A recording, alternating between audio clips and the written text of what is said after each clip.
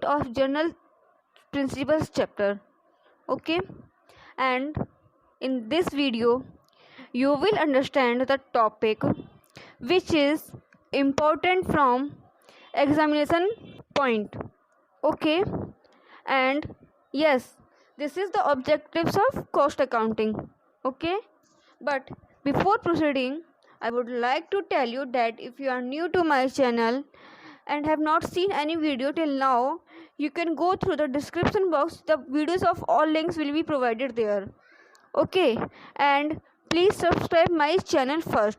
Okay, and yes, मैं आपसे एक रिक्वेस्ट भी करना चाहूँगी कि मेरी वीडियोस को आप ज़्यादा से ज़्यादा अपने फ्रेंड्स के साथ शेयर कीजिए. Okay, so that the students who are not able to avail the opportunities of coaching, okay, so that they can take coachings in free. Okay, so as well these videos will help every students to clear their concepts easily. Okay, for those students also who are doing their job while pursuing their course. Okay, so let's start the topic. So this is the objectives of cost accounting. Okay, the first objective is determining the selling price. Yes, this is determining the selling price. How?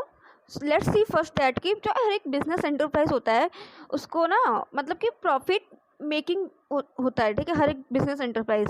But it's necessary that कि revenue must be greater than the cost incurred in producing goods and services from which the revenue is to be derived. Okay, तो क्या कहना चाहता है कि हमेशा मतलब कि जो रेवेन्यू होता है वो ज़्यादा होता है कि सिर्फ cost incurred in producing goods and service, मतलब कि जो भी हम गुड्स एंड सर्विसेज को की प्रोडक्शन हो रहा है उसकी कॉस्ट से ज़्यादा होता है revenue. Okay, then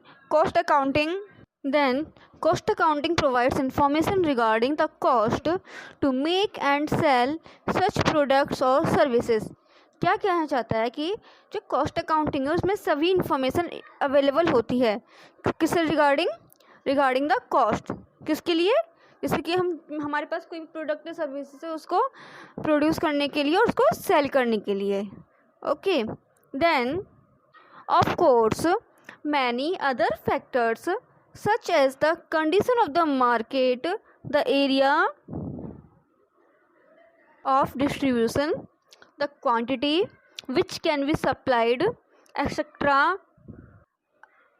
are also to be given due consideration by the management before deciding upon the price, but the cost plays a dominating role. Yes. तो क्या कह रहा है देखिए कि are also given due consideration by the management. Yes, तो एक मतलब कि मैनेजमेंट के थ्रू एक कंसिडरेशन दी जाती है किसको?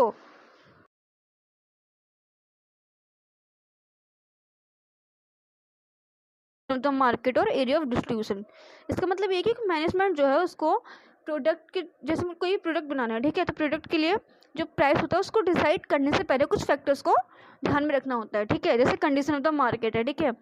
तो कंडीशन ऑफ मार्केट कहने का मतलब ये है कि अगर मेरी कोई भी फैक्ट्री है, ठीक है, एक फैक्ट्री में मुझे अगर बिस्किट प्रोड्यूस करना है, ठीक है, अब मुझे पता है कि कोई 2500 यूनिट्स प्रोड्यूस करने हैं, तो उन यूनिट्स को प्रोड्यूस करने के लिए, ठीक है, मीन्स कि कोई भी अगर मैं जैसे कि मुझे बिस्कुट प्रोड्यूस करने हैं, ठीक है, तो बिस्कुट को प्रोड्यूस करने के लिए मुझे ये भी देखना होगा कि उसमें कितना मटेरियल लगेगा. ओके, सपोज कर लो कि बिस्कुट को प्रोड्यूस करने के लिए जो मटेरियल मैंने यूज़ किया फ्लोर, ठीक है, तो मुझे जो फ्लोर परचेज करना है वो भी देखना पड़ेगा ना कि मतलब मार्केट में क्या कंडीशन है मार्केटिंग की.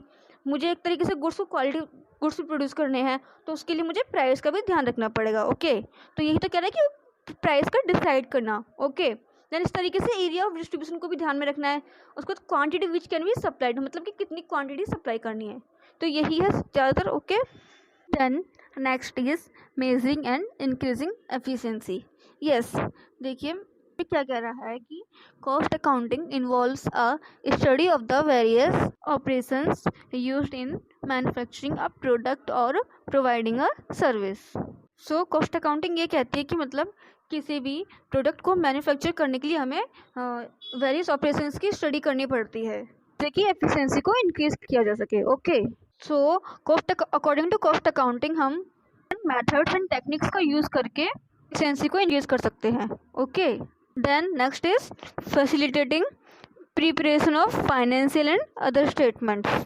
देन नेक्स्ट इज कि according to cost accounting statements को प्रोड्यूस करना होता है शॉर्ट इंटरवल्स के लिए, जो भी मैनेजमेंट की रिक्वायरमेंट है उसके हिसाब से। Okay, then the financial statement prepared under financial accounting. Yes, जो फाइनेंशियल स्टेटमेंट है फाइनेंशियल अकाउंटिंग के अंदर प्रिपेयर की जाती हैं, जनरली वंस अ ईयर और हाफ ईयर। ओके, जैसे चाहे। Okay, and are spaced too far apart in time to meet the needs of the management.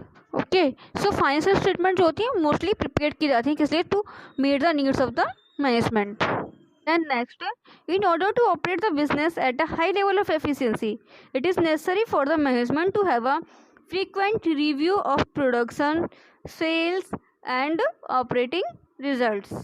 Means कि अगर हम बिजनेस को एक हाई लेवल ऑफ एफिशिएंसी पर ऑपरेट करना चाहते हैं तो ये नेसेसरी है कि जो मैनेजमेंट है एक तरीके से फ्रीक्वेंटली रिव्यू करे किसका? प्रोडक्शन का, सेल्स का और ऑपरेटिंग रिजल्ट्स का। So keeping this in mind, so cost accounting क्या है कि किसी प्रोवाइड कराता है डेली, वीकली और monthly volumes of units produced, accumulated cost together with the appropriate analysis. कि कॉस्ट अकाउंटिंग सारी नॉलेज प्रोवाइड करा दी है कि कितनी यूनिट्स प्रोड्यूस करनी है। ओके, चाहे वो डेली बेसिस पे हो, चाहे वो वीकली बेसिस पर और या मंथली बेसिस पर। ओके, तो कॉस्ट अकाउंटिंग सिस्टम क्या है? एक तरीके से एक इमीडिएट इन्फॉर्मेशन प्रोवाइड कराता है रिगार्डिंग स्टॉक की, जो हमारा स्टॉक है वो कहीं अंडर वैल्यूड या ओवर वैल्यूड तो नहीं है। ओके, कि फाइनेंशियल स्टेटमेंट्स को प्रिपेयर करने में आसानी होती है। Okay, then next is providing basis for operating policy. तो कॉस्ट अकाउंटिंग जो होता है एक तरीके से मैनेजमेंट की हेल्प करता है कि पॉलिसीज़ को ऑपरेट करने में, ठीक है। और जो पॉलिसीज़ होती है एक तरीके से डिफरेंट मैटर्स में रिलेट करती है, जैसे कि determination of cost volume profit relationship.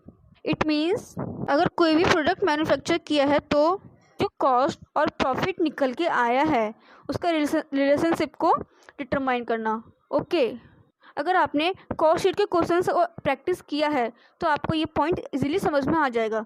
अगर नहीं किए हैं तो थोड़ा आपको समझने में कन्फ्यूज़न होगी। ओके, तो अगर आपको समझ में नहीं आया तो प्लीज़ पहले जो मैंने पहले के जो पार्ट्स बनाए थे जनरल प्रिंसिपल के, जिसमें प्रैक्टिकल क्वेश्चंस को मैंने सॉल्व करके बताया था, तो पहले आप उनको देखिए, फिर आपको ये पॉइंट्स इजीली समझ में आ जाएगा। ओके, देन शटिंग डाउन और operating at a loss. Then third one is making or buying from outside suppliers. Then fourth one is continuing with the existing plant and machinery or replacing them by improved or economical means कि ये है कि हमें क्या करना है कि जो भी एग्जिस्टिंग प्लांट और मशीन है उसी के साथ कंटिन्यू करना है या फिर हमें उसको रिप्लेस करना है। ओके, तो इन सब मैटर्स में जो हमारी पॉलिसीज होती हैं वो रिलेट करती हैं। ओके, क्योंकि आपको ये टॉपिक अच्छे से समझ में आ गया होगा। Thank you for this and wait for the next video. I will be back with some new topics.